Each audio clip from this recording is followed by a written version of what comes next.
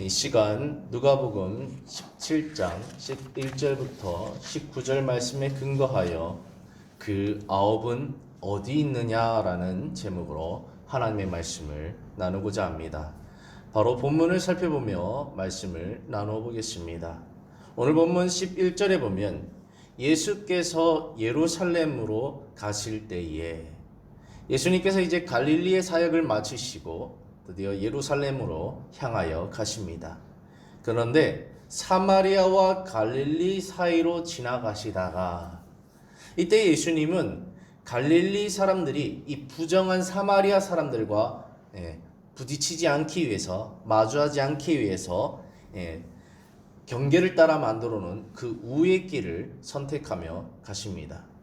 이때 12절에 한 마을에 가시니, 이 길을 따라가다 보니까 예수님은 한 마을을 발견하시고 그 마을로 들어가시기를 선택하십니다.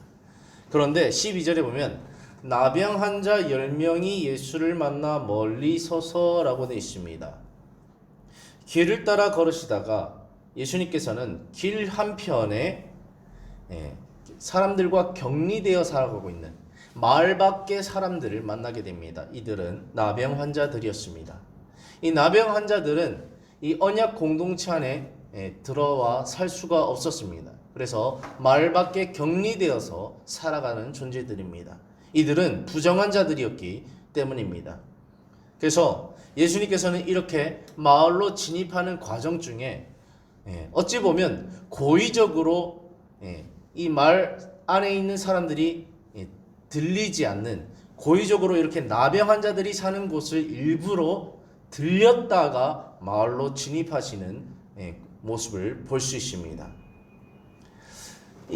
이때 놀라운 것은 어떻게 이 나병 환자들이 예수님께서 이 마을로 진입하신다는 것을 알았는지, 또 예수님을 알아채렸는지 멀리 서서 이제 이 예수님에 대해서 외치기 시작합니다. 13절에 보면 소리를 높여 이르되 예수 선생님이여 우리를 불쌍히 여기소서 하거늘.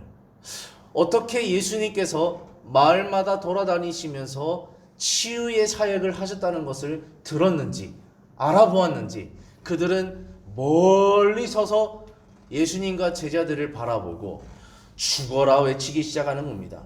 예수 선생님이여 우리를 불쌍히 여기소서.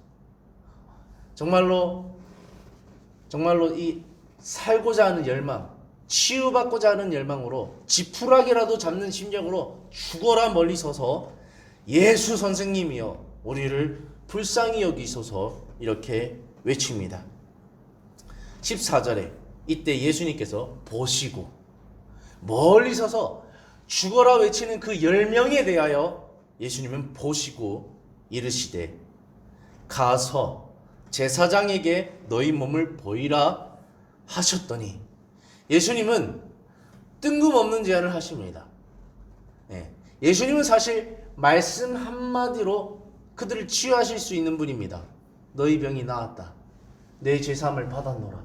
예수님의 그 사건들을 보면 그냥 외치는 자들로 하여금 너희가 질병에서 노임을 받았다. 귀신에게서 노임을 받았다. 너희는 하나님의 은혜를 입었다. 이렇게 간단하게 하면 되는데 예수님께서는 어려운 것을 요구하십니다. 뭐냐면은 가서 제사장에게 너의 몸을 보이라는 것입니다. 이 나병 환자들은요, 자기의 질병이 나오면 반드시 제사장에게 자기 몸을 보이게 되어 있습니다. 그리고 이 비둘기 2마리로 정절 예식을 하게 되어 있습니다. 물론 이게 정규 과정이죠. 그런데 중요한 것은 거기까지 가기가 되게 어려운 겁니다. 왜죠? 나병 환자가 만약에 마을 안으로 진입했다. 그러면 정상적인 사람들이 어떤 반응을 보이겠습니까? 이 나병 환자가 마을 안에 들어왔다고 난리를 부르지 않겠습니까? 그리고 혹여나 좀 강한 사람들은 돌을 던지면서 꺼져라고, 어디서 이 마을로 들어오냐고 감히 진입을 막았을 것입니다. 그래서 이 부정한 자가 온전한 자들 마을로 들어가는 것, 이건 상당히 어려운 것이죠. 그런데 예수님께서는 자칫 봉변을 당할 수 있는 이런 어려운 것을 제안하시는 것입니다. 그래서 예수님은 가서 제사장들에게 너희 몸을 보이라 하셨더니, 그런데 이들은 놀랍게도 오로지 예수님의 말씀에 의지하여서 그들이 가기를 선택하는 것입니다. 예. 그들이 가다가, 근데 예수님 말씀만 의지하며 갈 때에 놀라운 일이 발생합니다. 그들이 가다가 깨끗함을 받은지라. 깨끗함을 받은지라. 자, 여기서 또 놀라운 것은 이 깨끗함을 받은 자들, 그들은 어떻게 했을까요? 깨끗함을 확인하는 동시에 그들은 선택해야만 했습니다. 다 함께 가서 일단 제사장에게 갔고 몸을 보였고 정결 예식을 들었습니다. 그리고 선택해야 됐습니다. 근데 여기서 보면은 9명은 제가 추측컨대 그들은 가족에게 돌아가기를 선택합니다. 왜죠? 나병 때문에 그동안 격리되어서 가족과 동떨어져서 이 마을, 이 사회 가운데 함께하지 못하는 세월이 많았겠죠. 그래서 마을 밖에서 마을을 쳐다볼 때마다 그리운 내 어머니, 그리운 내 아버지, 그리운 내 형제들, 이런 연민의 마음, 이런 안타까운 마음, 이 그리운 마음이 아주 컸습니다. 그래서 이 나병이 고침받자마자 드는 생각은 가족에게로 가자, 내 가족에게로 가자. 아마 9은 이랬을 것입니다. 충분히 이해되는 부분이죠. 그런데 여기서 놀라운 것은 한 명은 이 가족을 뒤로하고 드는 생각이, 이야, 내가 이렇게 치유를 받다니 빨리 나는 예수님께로 돌아가야겠다. 가족을 뒤로하고 그는 예수님께 돌아가기를 선택합니다. 그래서 15절에 그 중에 한 사람이 자기가 낳은 것을 보고 큰 소리로 하나님께 영광을 돌리며 돌아와. 그는 다시 예수님께 돌아옵니다. 그래서 16절에 예수의 발 아래 엎드려 감사하니. 여기서 이제 누가가 말하고 싶은 관전 포인트가 등장합니다. 그는 사마리아 사람이라. 17절에도 예수께서 대답하여 이르시되 10사람이 다 깨끗함을 받지 아니하였느냐? 그 9은 어디 있느냐? 왜 너 혼자만 여기 나 예수 앞에 있느냐? 다 돌아와서 지금 10명이 다 내 앞에 있어야 되는데 왜 너 혼자 이렇게 있느냐? 너 나병 환자였던 너, 그리고 사마리아 사람인 너, 그리고 18절에 이 이방인 외에는, 이방인인 너, 왜 너밖에 없느냐?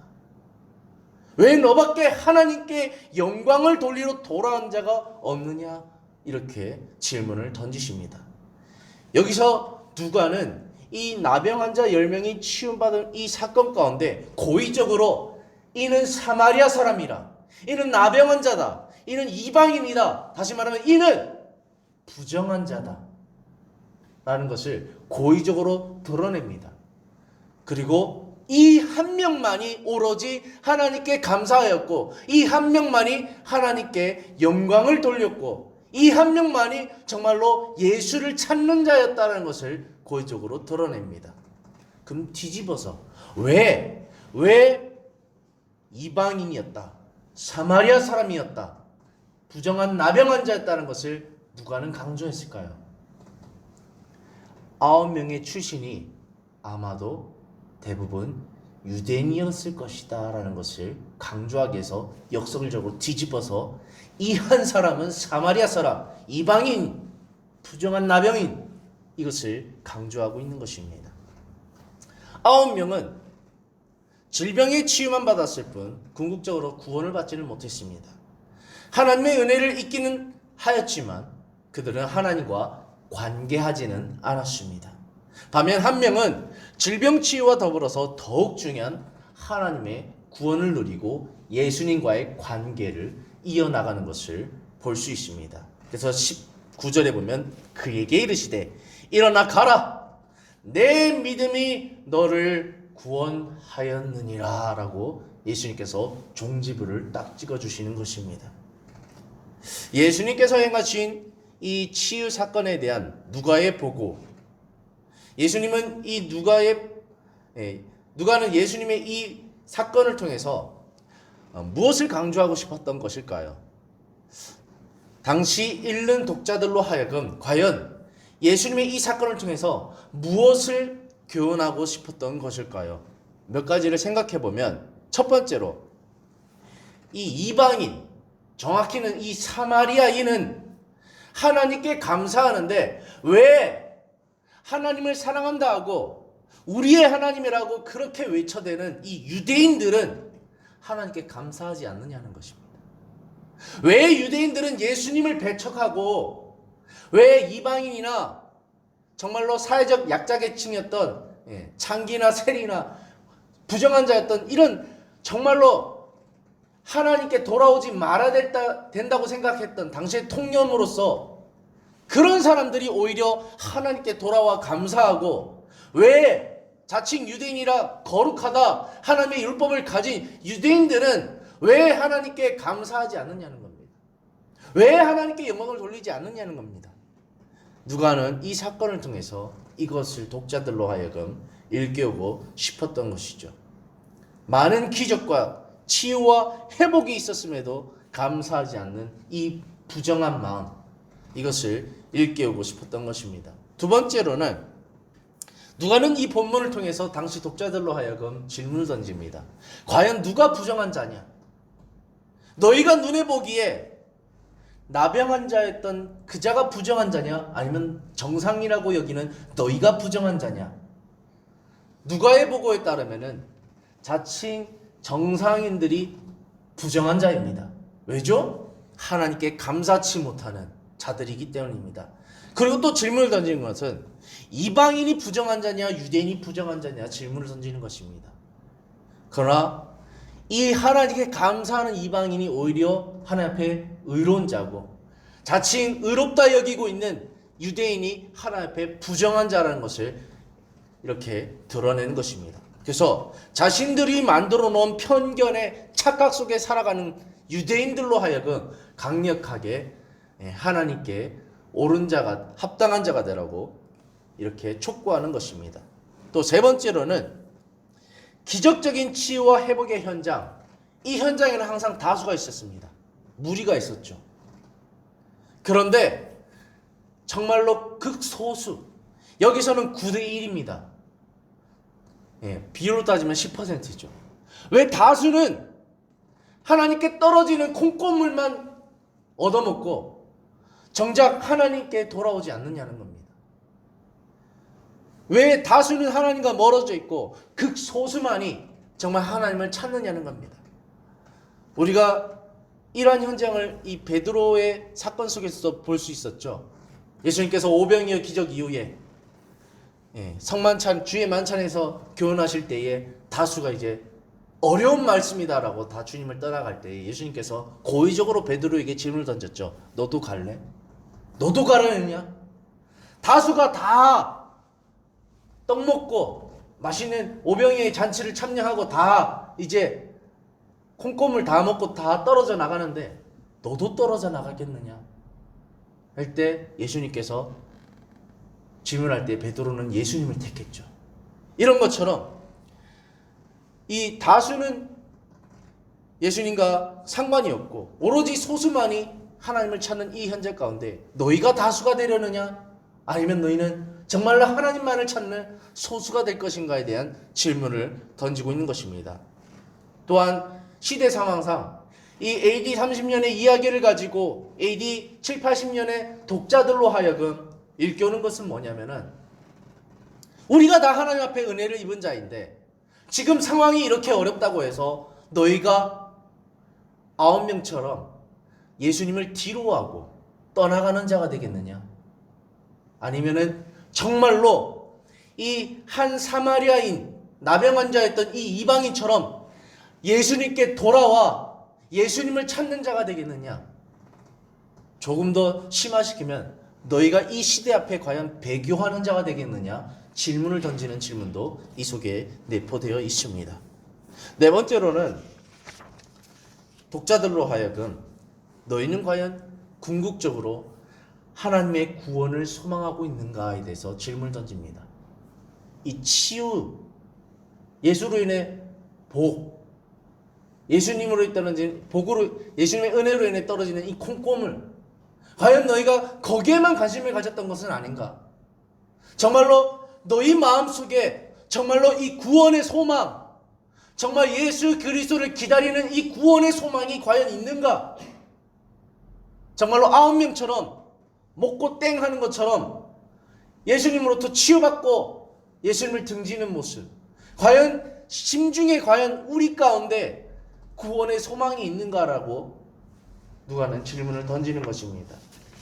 누가는 AD 30년에 있었던 일을 보고함을 통해서 AD 70, 80년대를 살아가는 초대교회 성도들로 하여금 이렇게 신앙의 질문을 던짐으로써 하나님 앞에서 과연 우리가 어떤 신앙의 태도를 가져야 될지에 대해서 일깨우게 됩니다.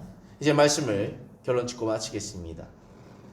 오늘 본문은 동일하게 우리에게 질문을 던집니다. 저와 여러분에게 과연 하나님께 감사하고 계십니까?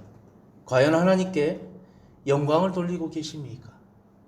그리고 정말로 하나님만을 우선하고 계십니까? 라고 질문을 던집니다. 그리고 혹여 하나님 앞에 내가 합당한 자라고 여기며 오류에 빠져 있지는 않습니까? 오히려 실상은 부정한 자가 아닙니까? 라고 질문을 던지는 것이죠. 그리고 정말로 하나님과 관계하고 그분이 내 삶의 목적이 되시고 정말로 하나님께 영광 돌리는 삶을 살기를 원하십니까? 라고 질문 던집니다. 그리고 우리에게 정말로 궁극적으로 구원을 소망하십니까?